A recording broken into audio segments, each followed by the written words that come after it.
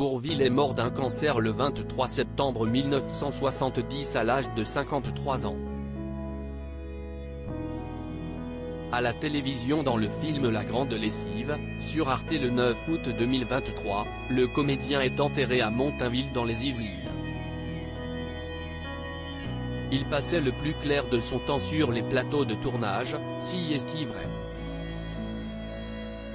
Mais 6 mois par an, Bourvil vivait tranquillement en région parisienne, dans les Yvelines, avec sa femme Jeanne et ses 2 fils Dominique et Philippe.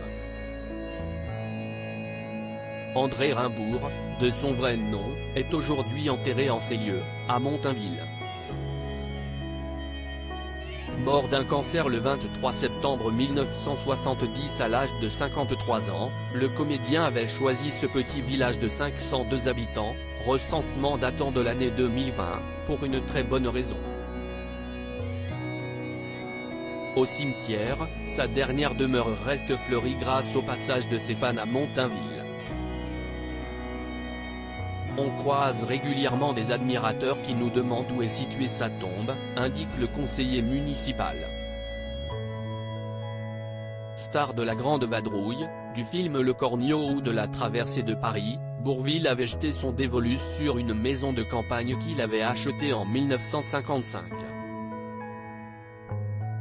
Et ce, parce qu'elle lui permettait de se rendre facilement en notre capitale en période de travail. Pour lui qui se rendait souvent à Paris, c'était pratique car il roulait en contresens de la circulation, racontaient ses proches. Je l'ai entendu dire à plusieurs reprises, il y a 37 km entre Paris et Montainville.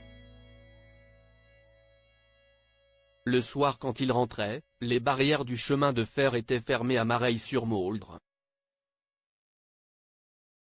À chaque fois, il était obligé de réveiller le garde-barrière.